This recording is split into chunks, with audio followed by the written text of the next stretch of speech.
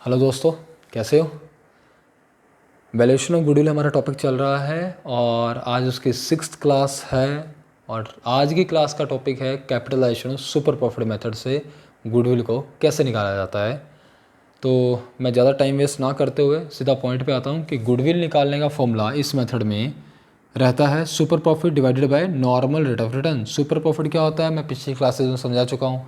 Normal rate of return क्या होता है ये भी मैं पिछली क्लासेज में आपको समझा चुका हूँ। हालांकि ये क्वेश्चन में आपको दे रखा होगा एज इट इज़ और ये आपको फाइंड आउट करना आता ही है, सिर्फ वैल्यू फिट करनी है और आपका आंसर आ जाएगा।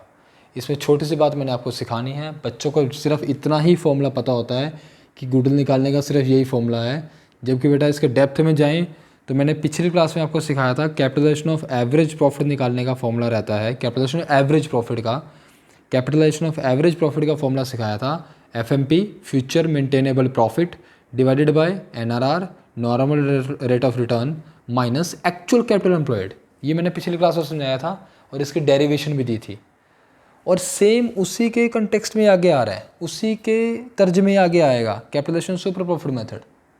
डेरिवेशन से एक बचा गया, इसकी डेरिवेशन ही आपने दी उसी के देखो बिल्कुल सेम ही तो है। तो जो इसकी डेरिवेशन बनेगी +2 के अकॉर्डिंग वही इसकी बनेगी। हालांकि बड़ी क्लासेस में ये कुछ और ही निकल कर आता है, लेकिन +2 के अकॉर्डिंग अगर मैं बताना चाहूँ तो आपको मैंने पिछली क्लास में समझाया था कि इसका डेरिवेशन कैसे रहती है। ठीक है, तो आप देखिए दोनों मेथड से आपका गुडविल का फॉर्मूला सेम है, सिर्फ दो चीज़ें, एक चीज़ छोड़ के कि जो कैपिटल एम्प्लॉयड है वो एक्चुअल ली गई थी एवरेज प्रॉफिट मेथड में और एवरेज लेनी है आपको सुपर प्रॉफिट मेथड में। सुपर प्रॉफिट मेथड में आपकी एवरेज कैपिटल एम्प्लॉयड आएगी और एवरेज प्रॉफिट मेथड में आपकी एक्चुअल कैपिटल एम्प्लॉयड आएगी। ठीक है, कई बच्चों की क्वेरी थी सर आपने कैपिटल एम्प्लॉयड नहीं बताया, कैपिटल एम्प्लॉयड क्या होता है। वो भी मैं 2 मिनट लगाकर आपको समझाता हूँ अभी कैपिटल एम्प्लॉयड कि कितना पैसा बिजनेस में इन्वेस्ट करना चाहिए, वो भी मैं अभी आपको 2 मिनट में बताता हूँ। उसमें भी आपको रटने की जरूरत नहीं पड़ेगी फॉर्मूला। ठीक है, और एग्ज़ाम में अगर +2 वाले बच्चे ध्यान देंगे, एग्ज़ाम में अगर सिर्फ कैपिटल एम्प्लॉयड लिखा हुआ है वही एवरेज है वही एक्चुअल है।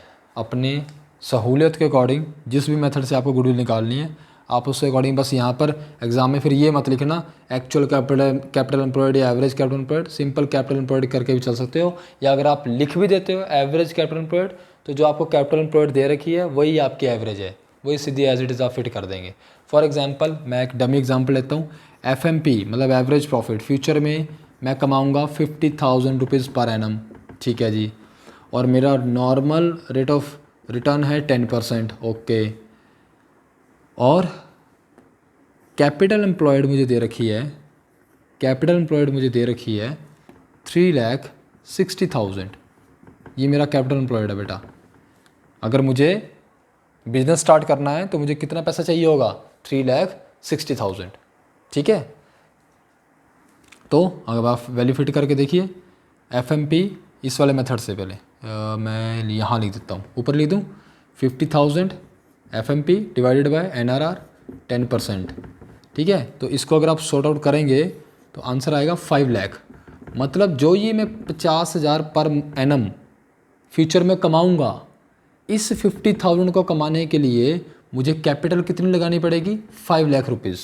5 लाख रुपए लगाऊंगा तब जाके 50,000 कमाऊंगा। ये मेरी सोच है। NRR नॉर्मली अगर मैं NRR का बेस लेके चलूँ तो ये मेरी सोच है, ये बेटा मेरी सोच है। और एक्चुअल में क्या हुआ वो है, एक्चुअल में मैंने पैसा लगा रखा है 3,60,000। तो बच्चों मतलब उस 50,000 को कमाने के लिए मुझे 5 लाख लगाने चाहिए थे, मैं 50 ही कमा रहा हूँ, कितना लगा के 360। ठीक है, तो मेरा बीच का डिफरेंस 140 क्या रहेगा गुडविल। ये बेटा मैं फ्यूचर में कमाऊंगा 50,000, फ्यूचर में कमाऊंगा 50,000 और इस 50 को कमाने के लिए कितनी कैपिटल लगानी चाहिए 5 लाख, और मैं वही कमाऊंगा फ्यूचर में, लेकिन कितना लगा के 360। तो सोचो गुडविल है कि नहीं है, मतलब वही कम पैसे लगा के मैं ज़्यादा मुनाफा नहीं कमा रहा, तो क्या है वो गुडविल है मेरी।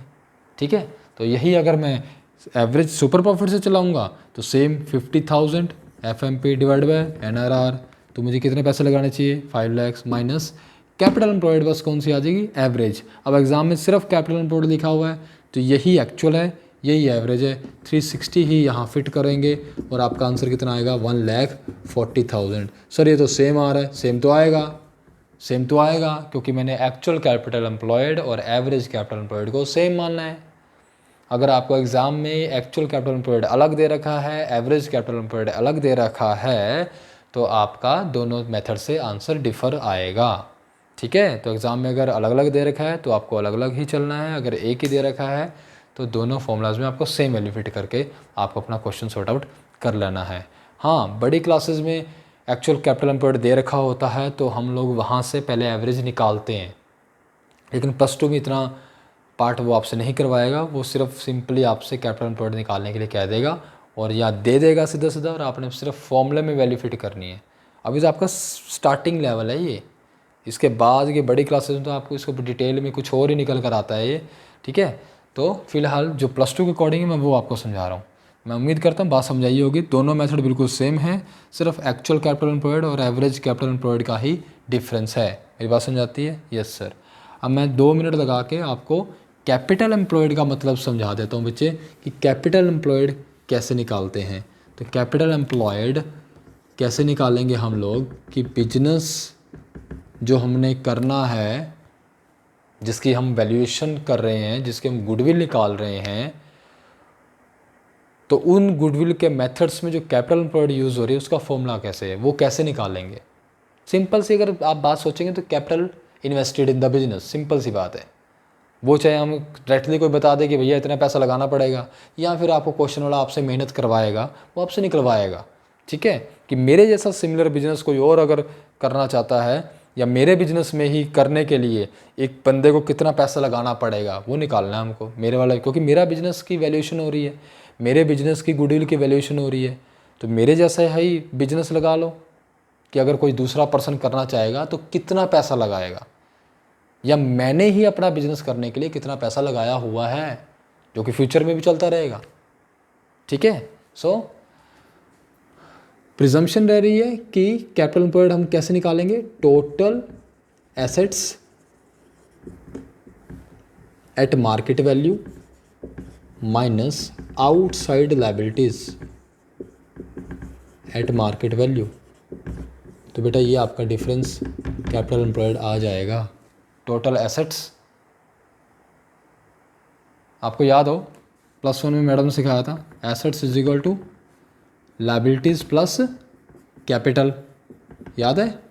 यस सर, याद है ना? तो आप एक काम करो ना, इस एसेट को, इस लायबिलिटीज़ को उठा के इधर ले आओ, तो क्या फॉर्मूला बन गया, एसेट्स माइनस लायबिलिटीज़, इधर आकर माइनस का आ जाएगा ना, तो फॉर्मूला बन जाएगा assets minus liabilities is equal to capital. ये तो कह रहा हूँ मैं, लेकिन एसेट्स किस पर लेनी है, बुक वैल्यू पर नहीं, मार्केट वैल्यू पर, क्योंकि आज की बात कर रहे हैं। आज का अगर मेरा कोई बिजनेस, मेरे जैसा बिजनेस अगर कोई चलाना चाहता है, मेरे जैसा बिजनेस कोई शुरू करना चाहता है, छोड़ो मैं अपना बिजनेस नहीं देता, मेरे से कोई मेरा बिजनेस खरीदने आया, रनिंग बिजनेस खरीदने आया, मैंने कहा ना मैं नहीं देता जी। वो कह रहा भाई साहब फालतू पैसे ले लो, गुडविल के पैसे ले लो, प्लीज़ मेरा अपना बिजनेस मुझे बेच दो। मैं कहा मैं नहीं बेचता भाई, तू अपना बिजनेस खुद कर।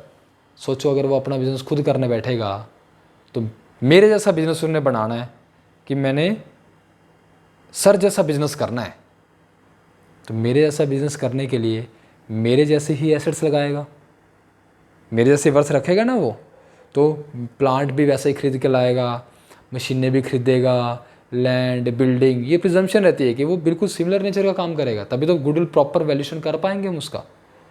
अगर थोड़ा सा ही फ्लक्चुएशन हुआ तो गुडविल का वैल्यूएशन ढंग से नहीं निकल पाएगा। तो जब वो आज की डेट में प्लांट खरीदने जाएगा तो मार्केट वैल्यू पे तो खरीदेगा, मशीन खरीदने जाएगा तो मार्केट वैल्यू पे तो खरीदेगा। तो इसलिए जब आपने एसेट्स लेनी है बेटा यहाँ पर, तो आपको किस वैल्यू पर लेनी है, बुक वैल्यू पर नहीं, किस पर, मार्केट वैल्यू पर। क्वेश्चन साइलेंट है, मार्केट वैल्यू नहीं पता तो बुक वैल्यू को ही मार्केट वैल्यू माना जाएगा। बात समझ पा रहे हैं? लेकिन ध्यान ये रखना है, एसेट्स किस पर लेनी है, मार्केट वैल्यू पर, लायबिलिटीज़ जो पे करनी है मार्केट वैल्यू पर। तो बीच का डिफरेंस क्या निकलाएगा, कैपिटल एम्प्लॉयड। बात समझ पा रहे हैं? ठीक है, अब इसमें थोड़ी सी बातें ध्यान रखना, एसेट्स में क्या क्या नहीं लेना, ध्यान रखना, गुडविल नहीं लेनी, ये तो वैल्यू कर रहे हैं हम, क्योंकि मेरे जैसा बिजनेस अगर कोई और शुरू करेगा, मैं अपना रनिंग बिजनेस नहीं बेच रहा, मैंने दूसरी पार्टी को साफ कह दिया भैया ऐसा है, मैं तो अपना बिजनेस नहीं बेच रहा, तू अपना बिजनेस खुद शुरू कर। अब वो जब खुद शुरू करेगा तो उसके बिजनेस में और मेरे बिजनेस में एक अंतर होगा। क्या? मेरी गुडविल बनी हुई है क्योंकि मैं पिछले सालों से एफर्ट्स करता आ रहा हूँ, उस वाले पर्सन की गुडविल नहीं है। क्यों नहीं है? क्योंकि तो आज स्टार्ट कर रहा है। बात समझ पा रहे हैं? नए सिरे से स्टार्ट कर रहा है। तो ये मानना रहता है एज अ वैल्यूअर, हम सोचते हैं कि क्या मेरे बिजनेस में और उसके बिजनेस में क्या डिफरेंस रहेगा कि उसके पास गुडविल नहीं होगी। बाकी तो एसेट्स वो खरीद लेगा, मार्केट से खरीद लेगा, गुडविल कहाँ से खरीदेगा? गुडविल खरीदने के लिए तो मुझे फालतू पैसा दे, मैं अपना बिजनेस उसको दूंगा। अगर वो अपना बिजनेस खुद करना चाह रहा है तो उसके पास गुडविल नहीं होगी, ये प्रिजम्पशन रहती है। इसलिए हम यहाँ पर गुडविल नहीं लेते, समझ रहे हो? जब टोटल एसेट्स लोगे गुडविल मत लेना, ठीक है। दूसरा, मतलब बच्चों को इतना तो पता होता है गुडविल नहीं लेनी, क्यों नहीं लेनी मैं उसका आंसर दे रहा हूँ आपको, ठीक है। एक तो गुडविल नहीं लेनी, दूसरा नॉन ट्रेड इन्वेस्टमेंट भी नहीं लेनी। ये बिजनेस से बाहर लगी होती है, बाहर इन द सेंस इसके बिजनेस को जरूरत नहीं है, तो इसको भी हम कंसिडर नहीं करते। अगर आप मेरी 3rd क्लास देखेंगे जिसमें मैंने एवरेज प्रॉफिट मेथड सिखाया था, तो वहाँ पर मैंने इन्वेस्टमेंट की इनकम को भी हटवा दिया था। इन्वेस्टमेंट के ऊपर अगर कोई इंटरेस्ट इनकम आ रही है उसको भी कंसिडर नहीं करना, ना ही इन्वेस्टमेंट लेनी है, ना इन्वेस्टमेंट के ऊपर ब्याज लेना है, इसको कंसिडर ही नहीं करना, वैल्यूएशन के चैप्टर में लेना ही नहीं है। लेकिन इन्वेस्टमेंट कौन सी होनी चाहिए? Non trade investment. Trade investment होती है एक जिसकी बिजनेस को ज़रूरत होती है, नॉन ट्रेड इन्वेस्टमेंट होती है जिसकी बिजनेस को ज़रूरत नहीं होती, वैसी कर रखी है, तो आपको नॉन ट्रेड इन्वेस्टमेंट भी नहीं लेनी। और तीसरा बेटा फिक्सटिशियस एसेट्स, ये भी नहीं लेने आपको। 3 एसेट्स नहीं लेनी आपको। पहला गुडविल, दूसरा नॉन ट्रेड इन्वेस्टमेंट, कारण मैंने बता दिया, इसकी बिजनेस को जरूरत नहीं है, इसकी इनकम भी कंसिडर नहीं करते, ये इन्वेस्टमेंट को भी कंसिडर नहीं करते, ठीक है। और तीसरा फिक्सटिशियस एसेट्स, ये कायदे से एसेट ही नहीं है। फिक्सटिशियस एसेट्स काल्पनिक, फिक्सटिशियस का मतलब काल्पनिक, कल्पना कर रहे हैं, है नहीं है, ये एसेट्स ही नहीं है। तो रियलिटी में जब एसेट ही नहीं है तो इसको खरीदने बेचने का सवाल ही नहीं उठता, है कि नहीं। तो आपको तीनों चीज़ें नहीं लेनी। आपको लॉजिकली पता रहेगा ना, तो याद रहेगा कि एसेट्स में क्या क्या नहीं लेना। रट्टा मारोगे तो दिक्कत आएगी। तो total assets eight market value, क्योंकि अगर आज मेरा कंपटीटर मेरे साथ खड़ा होगा और कहेगा कि मैं भी तेरे जैसा बिजनेस करूँगा, तो मैंने कहा जा कर ले, बिजनेस कर ले, तो वो मेरे जैसा प्लांट, मेरे जैसी मशीनें, मेरे जैसी बिल्डिंग सब खड़ा करेगा, तो मार्केट वैल्यू पे करेगा ना। तो इसलिए टोटल एसेट्स किस पर आएंगी? मार्केट वैल्यू पर, ठीक है। और इसमें से जो जो लोगों के कर्जे देने हैं, जैसे +1 का कॉन्सेप्ट था, एसेट्स में से लायबिलिटी हटाएंगे तो मेरा अपना पैसा निकल आएगा। तो एसेट्स में से जब ये आपने मार्केट वैल्यू पर लिया तो ये भी आपको मार्केट वैल्यू पर लेना है, डिडक्ट करके जितने भी आउटसाइड आपको लायबिलिटीज़ जो आपने पे आउट करनी है वो माइनस कर दीजिएगा, तो आपको क्या निकल आएगा? Capital employed. बात समझ आती है? ठीक है। आप इसको एक तरीके से और सीखो, कैपिटल एम्प्लॉयड, एक मेथड से और सीखो कैपिटल एम्प्लॉयड। देखो बैलेंस शीट से आपको सिखाता हूँ। बैलेंस शीट मान लीजिए आपको दे रखी है, तो ये फिक्स्ड एसेट्स, ये इन्वेस्टमेंट, मैं एज्यूम कर रहा हूँ नॉन ट्रेड है, ये नॉन ट्रेड है। बेटा क्वेश्चन साइलेंट हो पेपर में, सिर्फ इन्वेस्टमेंट लिखा हो तो नॉन ट्रेड है, वो सिर्फ इन्वेस्टमेंट लिखा हो कैसे इन्वेस्टमेंट है? नॉन ट्रेड, ठीक है। तीसरा करंट एसेट्स और फिक्सटिशियस एसेट्स, मिसलेनियस एक्सपेंडिचर भी बोल देते हैं। इधर कैपिटल होती है और क्या होता है बेटा? रिजर्व्स होते हैं। +1 में मैडम क्या करती थी? प्रॉफिट्स जो होता था ना, जो नेट प्रॉफिट आता था ट्रेडिंग अकाउंट में, उसको कैपिटल में ही ऐड कर देते थे। पार्टनरशिप्स में ऐसा नहीं रहता, पार्टनरशिप में कैपिटल में भी ऐड कर देते कई बार, और कई बार अलग से सेपरेट रिजर्व भी रखते हैं। वो एक ही बात है, एक ही इसी की पार्ट है, ये सिर्फ प्रॉफिट का पार्ट अलग रख रखा है, ठीक है। और लोन हो गए और करंट लायबिलिटी हो गई। तो अगर आप यहाँ से कैपिटल एम्प्लॉयड निकालना चाहें तो बच्चों कैपिटल एम्प्लॉयड का फॉर्मूला रहेगा fix assets except goodwill, goodwill नहीं लेनी, ठीक है। Fix assets plus current assets minus outside liabilities, ये वाला पार्ट लो, ये गुडविल का फॉर्मूला है, सॉरी कैपिटल एम्प्लॉयड का फॉर्मूला है। सारी एसेट्स ये वाली माइनस आउटसाइड लायबिलिटी, ये बाहर के लोगों का कर्जा, ये घर वाला है, कर्जा तो है, लायबिलिटीज़ तो है, लेकिन इंटरनल लायबिलिटीज़ हैं, ये एक्सटर्नल लायबिलिटी है। एक्सटर्नल लायबिलिटीज़ ही हटानी है ताकि मेरा अपना पैसा निकल आए। ये मेरा अपना पैसा है, ठीक है। तो टोटल एसेट्स में से आपको टोटल एसेट्स में क्या नहीं लेना सर, गुडविल नहीं लेनी, okay sir. Non trade investment नहीं लेनी, ओके सर। फिक्सटिशियस एसेट्स नहीं लेनी, ओके। तो सिर्फ ये एसेट और ये एसेट्स, वो भी किस पर, मार्केट वैल्यू पर माइनस आउटसाइड लायबिलिटी। तो आपका ये वाला पार्ट आ जाएगा। कई बार एग्जाम में देगा ही सीधा, कैपिटल दे देगा, रिजर्व दे देगा, कैपिटल दे देगा, रिजर्व दे देगा। बताओ आपका फॉर्मूला रटने की जरूरत है कि कैपिटल एम्प्लॉयड का एक फॉर्मूला तो ये वाला होता है, एक फॉर्मूला कैपिटल प्लस रिजर्व होता है, एक फॉर्मूला ये होता है। रटो मत, बात को समझो। सिर्फ वो कैपिटल और रिजर्व दे देगा तो क्या दिक्कत है। Capital plus reserve, this is my capital employed, है ना। अगर वो कैपिटल दे दे, रिजर्व दे दे, फिक्सटिशियस एसेट्स भी दे दे, ये भी दे दे, ये फिगर दे दे, ये फिगर, तो आप एक रफली बैलेंस शीट बना लो और वहाँ से देख लो कि किस तरीके से निकल सकता है। आपका एसेट रूट से भी कैपिटल एम्प्लॉयड आ सकता है, लायबिलिटी रूट से भी आ सकता है। लायबिलिटी रूट से अगर आप निकालेंगे तो capital plus reserve minus fictitious assets, ये भी आपको माइनस करेंगे। ये हमेशा ही इसी का पार्ट है। मिसलेनियस एक्सपेंडिचर अगर मैं इसको नाम दूँ तो ये हमेशा इसी में से डिडक्ट होगा, इसी के पार्ट है हमेशा। मतलब रिजर्व्स जब भी लेने, नेट लेने हैं तो कैपिटल प्लस रिजर्व इधर से निकालेंगे तो इस तरह से, ठीक है। अगर उधर से निकालेंगे तो इस तरह से आ जाएंगे। आप बात समझ पा रहे हैं। तो एक फंडा आपका सीधा सीधा याद रखने का, एक मैंने आपको बैलेंस शीट से समझाया कि आप किस तरीके से आप लोग कैपिटल एम्प्लॉयड निकाल सकते हैं, ठीक है। तो बेटा चारों मेथड हमारे कंप्लीट हो गए। Average profit method, super profit method, capitalisation of average profit और कैपिटलाइजेशन ऑफ सुपर प्रॉफिट। तो रिकॉन्स्टिट्यूशन हमारा टॉपिक चल रहा था, रिकॉन्स्टिट्यूशन ऑफ पार्टनरशिप फर्म। उसमें मैंने आपको सिखाया था कि गुडविल एडजस्टमेंट हमने करनी है, और गुडविल एडजस्टमेंट सीखने से पहले, गुडविल की अकाउंटिंग ट्रीटमेंट सीखने से पहले मैंने आपको गुडविल का वैल्यूएशन करना सिखाया। तो अगर आपको यहाँ तक की क्लासेस में कोई भी कन्फ्यूज़न है कमेंट सेक्शन में डालिए, मैं नेक्स्ट क्लास में उसको कवर अप करूँगा। जो भी आपकी कन्फ्यूज़न होगी उसको दूर करेंगे। थैंक यू, मिलते हैं अगले क्लास में। अब मैं आपको अकाउंटिंग ट्रीटमेंट सिखाऊंगा गुडविल का। बात समझ पा रहे हैं।